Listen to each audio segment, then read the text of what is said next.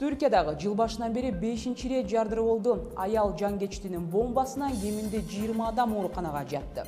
Чиновниктердин жаап жашырган байлыктарын ким көзөмөлгө алышы керек? Же андай жетекчилерге кандай чара көрүшүбүз керек? Бул туурасында кененирээк берүүбүздүн жүрүшүндө кеп кылабыз. Ошондой эле шаар күнү белгиленет. 138 жашка чыккан Бишкектин тарыхын билесизби? Берүүбүздөн көрүңүз. Түркиядагы кезектеги жарылуу тууралуу Түркиянын Бурса шаарындагы улуу мечиттин жанында аял жангечти өзүн жардырып 20 адам жаракат алганын Анадолу агенттиги жазып чыкты. Жардыруудан кийин 20-дан ашуун адам ооруканага кулак тунуу жана баш оорулары менен кайрылган. Жангечти 25 жаш чамасында экени жана анын максаты мечитке зыярат кылууга келген туристтер болгону айтылууда.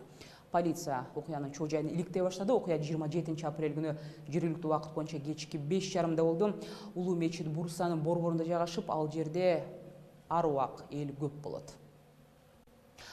Кайрадан Кыргызстандагы жаңылыктардан жарандагы активисттер тапкан кирешесин деги эле байлыгын декларацияда жаап жашырган көрүнүштү ооздуктонуп демилгелешүүдө. Учурда мыйзам бузгандарды жазалоо ишке ашпай жатканын белгилешет. Жыл сайын декларация толтурган мамлекеттик кызматкерлердин тиешелүү документке киреше тапкан булактары ачыктабай келгени адатка айланганын билебиз. Кененирээк кийинки материалда.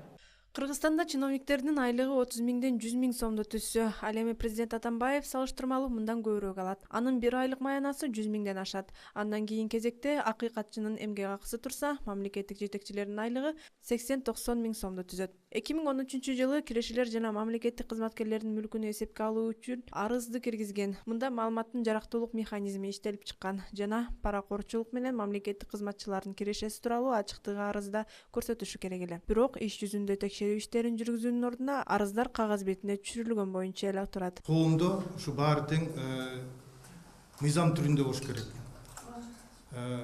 Бийликтеги адамдардын баары тең эле ушу өзүнүн мүлк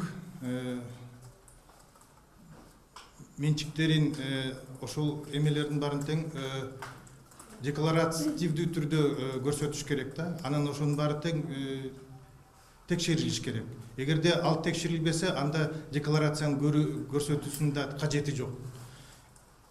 Депутаттар иш ордунда аз кездешкенине карабастан, алар жогорку акы төлөнүүчү кызматкерлер болуп калууда. Мисалы 2014-жылы эмгек акыны талдоодо депутаттардын маянасы жөнөкөй мамлекеттик кызматкерлерден 5 эсеге, ал эми пенсионерге караганда 18 эсеге көп экени аныкталган. Бул көрсөткүчтөр жылдар өтсө да өзгөрүүсүз турат. Буга себеп катары айрым саясатчылар кызматкерлердин кирешесин контролдоо декларациясынын алсыздыгын айтышууда. Эң негизги нерсеси бул биздин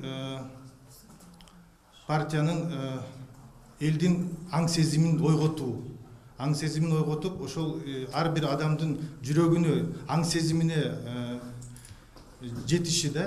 Эгер адам өзү чын дили менен иштеп, чын дили менен тапкан оокатын декларативдүү көрсөтсө, ал бийликтеги кишилерден башталыш керек да. Ошол 200 киши, ошонун ичинде депутаттар, жогорку кеңештин депутаттары, бийликтегилер, президент, министрлер, ошолор баары тең декларативдүү түрдө өзүнүн мүлкүн көрсөтүш керек.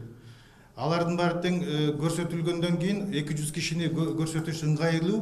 А эгерде алар өткөзүп анын баарын чыгаргандан кийин жөнөкөй адамдар да өткөзө баштайт. Бул мыйзамдык база азыркы күнгө чейин иштеп келет. Бирок кандайдыр бир жылыш бар деп айтканга али эрте. Гүлмир Эркинбек кызы, Александр Ногов, 11 каналы.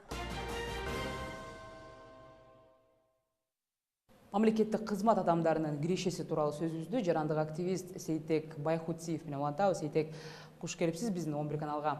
Айтсаңыз, учурда эң башкы көйгөй бул чиновниктердин байлыгын текшере турган механизмдин мыйзамда жок болуп жатканы да. Сиздер жана сиздин ошол эле командаңыз дегендей мыйзам чегинде кандай бир жаңычыл демилгени көтөрүп жатасыздар? Саясий партия жаран өзүнүн максатында ушу бийликтеги аткаминерлердин ушу декларативдүү түрдө өзүнүн мүлкүн көрсөтүүнү талап кылат. Себеп дегенде көбүнчөсү ушу бийликте жүргөн адамдар декларацияда өзүнүн кичинекей эле мүлкүн көрсөтөт. Бирок ошол чындыкка мындай жатпайт да. Ошону чындыкка чыгарыш үчүн биз талап коет элек да. Ушу бийликте жүргөн депутаттар, жогорку кеңештин депутаттары 120 киши, президент, премьер-министр, спикер биринчилерден болуп, ошону баягы түздөн түз ачыкка чыгарып көрсөтүш керек да.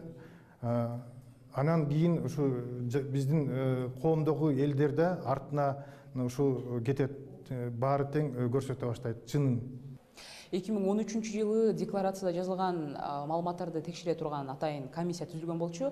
Ушул комиссия кандай иш алып барды деп ойлойсуз? Жыйынтыгы барбы? Анан мүлкүн жашырган бай чиновниктер жазаландыбы дегендей? Бүгүнкү күнгө чейин эч кимиси жазалана элек. Мыйзам түрүндө баары тең бар, кагаз түрүндө, бирок анын баары тең аткарылбай турат. Ушул эгерде көбүн эле кармап, көбүн эле ошо баягы жоопко тартат, бирок сотко барганда ал баары тең акталып эле кайра эле тиги чыгып калып атышат, баягы таптаза болуп элечи. Сейтек, дүйнө жүзүндө мамлекетте иштеген ар бир жаран кирешесин көрсөтөт да. Мисалы, сингапурдук чиновниктер анын жакын туугандары дагы бир гана тапкан кирешеси эмес, чыгашасын да көрсөтөт экен. Эгер экономикалык көрсөткүч боюнча ошол айырмачылыктар чыгып калса, ал адам дароо кызматынан кол жууйт. Ошол сиздердин механизмде канча акча, кайсыл жакка коротулары дагы көрсөтүлгөнбү же кандай? Ал механизмдер бар. Мына ушундай кызмат өтөгөн биздин министерстволор, агентстволор бар. Алар баарын тең көзөмөлгө алса болот, бирок эмнегедир ошонун баары тең иштебейт. Ошонун баарын иштеш үчүн бизде ушу укугун, жарандардын укугун коргогон биздин конституцияны башка өзүнүн баягы эмесин алып, жолун аткаруу милдетинде талап коюш керек да. Ошо коомчулуктан ар бир жарандан ошону баягы талап кылып, биз аң сезимин ойготушубуз керек да. Рахмат сизге. Мамлекеттик кызматкерлер, деги эле чиновниктердин айлык акысы, кирешеси жазылган декларациянын тегерегинде биз жарандык активист Сейтек Байхутдинов менен 11 каналында маектештик. Берибиз улантабыз. Бишкектин 138 жылдыгы 29 апрелде белгиленет. Борбор калаанын туулган күнүндө бардык 4 райондагы сейил бактарда эл үчүн ар кандай майрамдык шаан-шөкөттөр, ошондой эле көргөзмө жарманкелер уюштурулган. Тарыхый маалыматтарга караганда азыркы Бишкек жайгашкан аймакта адамдар биздин заманага чейин 5-4 кылымдарда эле отурукташа башташкан. 7-кылымдан баштап Бишкек калаасы Жул шаарчасы катары таанымал болгон деген маалымат бар.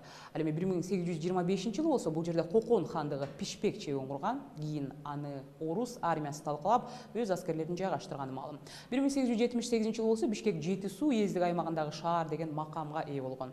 Шаардын тургундары соода-сатык, багбанчылык менен алектенишкен. Совет бийлиги орногондон кийин Бишкек Түркистан автономдук республикасынын курамына кошулуп, Кара-Кыргыз автономиясынын борборуна айланган.